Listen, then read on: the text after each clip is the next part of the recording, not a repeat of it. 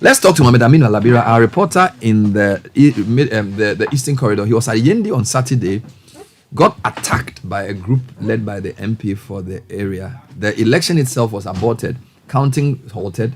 There was an alleged announcement of a winner, but we are not sure if there's a winner or not. Aminu, thanks for joining us. Good morning. Good morning, boss. So can you describe what happened? At what time exactly was the counting going on, and what led to the images we saw in the video that was sent to us? Thank you, boss. Boss, officially, counting ended at 2 p.m. And by 12, Yendi, the delegates were not that many. The number was 786 delegates that were expected to vote. And impressively, by this time around, they were just coming as if, because of the gate there, people were making noise. So I actually didn't go out to see whether they were back from somewhere or they were blocked from the back somewhere or not. So they were just coming in their numbers. And I was very impressed and said, then this place, voting would not take long. So by 12, Yendi, they had finished voting and all of us were just relaxing there. Inside the center was very peaceful. We were just relaxing, including the Citi officials. Everybody was just there, and sometimes some of them were just eating. So when it was 2 o'clock as the official time to end voting, it was that time that Citi came to open the ballots and sorting started. So they just sorted, and everything was ongoing. Counting started. And, Honorable Farouk was the number 1 on the ballot. So it was his ballot that they were counting. The EC official who was doing the counting, Mr. Anaba, he first made a mistake that got people's attention to whatever was happening there. Because when he was counting, he counted to 59. 59, instead of saying 70, he jumped to 80. Then everybody just shouted, hey. So he apologized to the people. But then I was carrying it live on Citi TV. You called me live on Zoom. So everything that was happening there was live on Citi TV. So the EC official apologized to the people and continued 70, 71 going. So by then, anybody standing there, their attention were now on him. So people were following him in the counting. And everybody's eyes were there, not knowing that the man, the EC personnel who was holding the pilots of Hajia Abibata, according to them, and what actually happened afterwards, he was secretly doing some things to the pilots. So I was on live TV. So all of a sudden, I saw one man jump into the arena, the cordon area. He just jumped in there, was walking towards them. So I even showed that on my video that somebody has just come in there. So he came there and was accusing the EC officer. Hey, what is in your packet? Bring it out. What is there? So the guy brought out what was in his packet, and it was the indelible ink that was there. And he said, he was doing something to the ballot. And actually, the first ballot paper on the Abibata was false. So that was what happened. And when Abibata and Alhaji Farouk, they were seated at the opposite side. So when they saw that Abibata just exclaimed, hey, then she and her husband stood up and left the center. Then the supporters, police came in trying to rescue whatever was happening there. But it went out of control. And the people just came and you saw the ballots being destroyed here and there. So it was voting or counting just disrupted. Nothing could happen again. So it was then that Alhaji Farouk that got up and was asking, where is the commander? Where is the commander? You are responsible. He is responsible for that. So because I was live, I wanted to give him the opportunity maybe to speak to the world, because he had spoken on Citi TV, but then which many people were watching. They would have heard his side of the story. So I came to him in front of the police that's talking when he was saying, where's the commander? Where's the commander? So the police officers came to block him. And so I came in there with my phone camera on I came to him, no, Honorable, please, what is happening? What are the concerns? Then I pointed the video, the phone at him. He just slapped me, kicked me, and the local bodyguard who is following him, he has some beard there like that. He just held the shirt to my neck. Then all of them just pounced on me, and I was beaten that way. So it was Farouk who first slapped and kicked me. He did that personally to me. So I was rescued by the police, taken to their bus. But then in the bus, the EC official and the municipal director of the EC, they were both in the bus already because they were also being rescued by the police to the place. And the commander, the regional commander and the divisional commander, because Farouk was coming to them, their men also sent them to the bus. So in the bus, I met the regional commander, the divisional commander, and the EC officials in the bus. So I joined them, and later my cameraman Ibrahim also joined them. So the bus took us through Yendi town to the police station. Before we got to Yendi police station, Farouk left the tax again himself, came and blocked the gate of the bus. That the police commander should come down. The police commander should come down. Master, we were there. We stood in the bus for more than 1 hour. And at the back of so you mean the police? The police commander and the EC official and yourself were in the bus, and the Farouk and his team did not allow you to come down from the bus for an hour. Yes, at the police station when we were driven to the place for us to take maybe refuge at the police station. Before the bus enters the police station, Farouk came with his tank again, came and blocked the gate of the bus at the police station, and all the supporters. And the police station was full, and we were inside the bus. Sometimes you would hear somebody would just throw stone to the bus, and they were hitting the distance. They came and he was just standing in front of the gate of the bus that the commander must come down. So the police commander inside they were calling for reinforcement. The police came, they couldn't do anything. They called that the military should come. The military in Yendi said they could not come until they get order from above. So the regional commander also called the regional boss of the military. Finally, he called him that, I have given them order, they will come. So we were just there in the bus before the military arrived with their sticks and things. And the moment they came, people started running away. Even Farouk himself, who was by the gate, they all ran away from the gate. Then the bus now moved to the entrance of the police, the police commander's office. He moved there and they got down. We all then came down, walked into the commander's office. So in the office there, I saw the regional organizer, Aladi Hudu or Professor Hudu. He and Farouk, they then came in and they walked straight to the commander's office. Actually, at the commander's office, I didn't follow up, but because by then I had no phone again with me, I had nothing with me again. I couldn't have gone there, and my life then, actually, I wasn't free. So I just remained at the hall of the police officers listening till I got a call from the military from Bimbila who came to support that they will be going back. So if I am ready, they will take me home.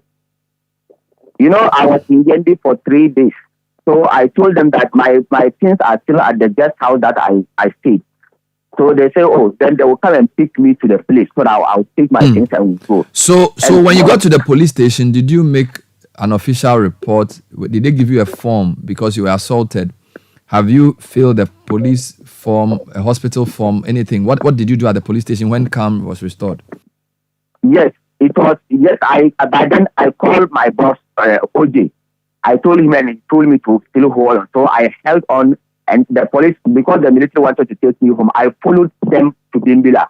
It was yesterday that I went back to Yendi, to the police station. But then I had spoken with the commander and the officers there, and they agreed. So they knew I was coming. So I went there and lodged an official complaint to them. They gave me police medical form. I went to Yendi Hospital. I was examined by the medical superintendent over there. Then I returned to the police and they took my statement. I submitted my statement to them. That they said because yesterday was Sunday, that whatever it is today, Monday, they will call me. So as I am, as I speak with you, boss, I am still waiting for their call. So sorry for what happened to you, and congratulations on a good job as a journalist. By the way, as we speak, when the counting was disrupted, it was initially reported that somebody had been declared winner. Has there been an official statement from the party or the EC about the election that you know in Yendi? Do you know if any official statement has been made about the election by the EC or the MPP itself? No, boss. You don't know? Has not no. When we were in the car with the municipal director of the electoral commission, who is a lady, together with the military, the police commander, they actually asked the lady in the car. We were there. So what happened now? He said, now the Yendi business cancelled. If anything, there have to be a rerun. So, because at the center, all the ballots were destroyed, and Farouk ballots were the ones being counted when the incident happened. And the electoral commission, he was at 213 votes. That he stopped, and he was still holding something in his hand. They didn't end counting Farouk votes. Neither did they even start with Abibakar's own. And if they had finished with Farouk own, then we would have known who actually won. Because we knew the total number of delegates. So for someone to say maybe this person won or this person did not win, please, but truly. How many delegates voted? Do you know? Yes. Yendi, the total number of delegates was 794. And out of the 794, 7 people died. So they were not part of the election. And there's the 8, so 7, if you take 7 from 994, it brings you to 787. Then Honorable Alassane Yakubu, the former MP, he is also a delegate, but he will not come. Because but this year they say no proxy voting. So if he took him out, the remaining delegates were 787. So that was provided if all of them came, the number expected to vote was 786 delegates. Okay, so clearly it's inconclusive. No, it's inconclusive. So you are in constant touch with the police. You've been to the police station as well. So obviously you will finish the police process and then you will let us know what happens. But I want to commend you for your work, and I really want to thank you for reporting, and also commiserate with you on what happened to you. By the way, did any part of your body get broken? Because you said they pounced on you, they hit you. Do you have any damage to any part of your body? Yeah, physically, there's no any physical injury on me. Just that, but actually for the past 2 days, I don't know, maybe either I'm overthinking about it or something. I couldn't sleep for 2 days. Yes, in the night I will just be on bed. For 2 days I have not been able to sleep. But physically, no, there is no injury on me physically. Thank you, Mohammed Aminu Alabira, who's the Citi news correspondent for the Eastern Corridor. He usually is based in Bimbila, but he also covered the Yendi and he described what has happened. By the way, Farouk's team has sent a statement denying what happened. But the good thing was that Sanda, you were on air on Saturday and you had Mohammed Alabira on live, and the news team was streaming what he did. So everything he's saying has been captured by video. Yes, indeed. Because as media, when we go to places like that, we are also deploying camera crew that record everything that is transpiring. And indeed, it is very sad because he was live on TV when the assault began. And for an assault on him to be started by a lawmaker, I found that very, very disturbing. And subsequently, when the dust settled and his cameraman gave us the full footage from the event, we saw him charging on the journalist, and the police had to rescue him. And for the member of parliament and his thugs to hold not just the journalist hostage, but also police officers and hostage. EC officials Yes, in the bus. In a bus. For 1 hour. And if you look at the video, it looks horrible that they follow the bus all the way to the police station, essentially preventing them from getting out of the bus. And I don't know why they would target a journalist for doing his job. If you have a difficulty with the electoral process, it is the person who you believe may have interfered with the election that you should take on. And you don't even have to take that person on physically. You have to take that person on through the right means, the legal means that are necessary. But for the actions that we saw Farouk act in, I mean, he's one of the young people we have in parliament. We're celebrating young people in parliament. But this action of his is very, very terrible. And subsequent to that, a lot of things have been happening. So a vice chairman of the party sits down with him and then announces that by the powers vested in me by Justin Kodia. And I think Justice Kodia Frimpong, the National General Secretary of the MPP, should have been speaking by now. Yes. In fact, it's what, 48 hours, he's still silent. The national chairman has not said anything. Your regional executive goes to swear in. The director of elections of the party hasn't said anything. The director spoke to us over the weekend for the region, not for the national, and said that, they have decided to declare Farouk Mahama. The director of elections for... The director of communication. For MPP. For MPP in the northern region. What I'm asking is the director of elections of MPP. No, has not said anything. And I think that's wrong on all levels. Now, when that declaration was done, they poured powder on Farouk and they celebrated. The whole of Saturday was celebration by the Farouk camp. Then yesterday, the whole of the evening throughout the night, it was Haji Abibat's team. They were also celebrating. So we have two persons claiming to be the... Tension is if I look at the statement Farouk issued, he refers to Haji Abibata as a former candidate in the election. So in his head, he has gone past the election. The woman is now a former candidate. But she also does not agree, and she insists that she is the one who has been elected. I think what is important, based on what we have seen, there was no election, or at least that election they didn't count. That election was aborted. What happened is terrible. Ballot papers were flying in the air as though they were butterflies. I mean, they had torn the ballot papers, thrown them all over the place, and the police people were there trying to maintain calm and order. And again, on the police, I've seen that they've issued a statement saying they are looking for people who caused that. But they don't need to look for people. They saw the people. I mean, again, maybe it's police language they will say, I'm investigating, but I don't think you have to investigate. Maybe they need the footage from us. They were there. If you look at the elections that just went past, there was a policeman I saw with cameras all over on his helmet. Themselves, they filmed it. I'm sure they had a team that was recording everything. So I don't think they should come and say to us that they are looking for the one who caused the attack. They saw the one caused the attack. The man was wearing white smock. He is called Farouk. In fact, it's my namesake. Every Farouk is Umaru. So it's Umaru Farouk Aliu Mahama, the grandson of the former... the grandson of Igala. I'm talking about Moro Igala, whom he's named after.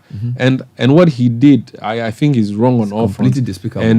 And he should be going to the police station now to be responding to questions. Yeah. I don't know, Sky, if the procedure of arresting when you are on the way to or from would apply in this rule.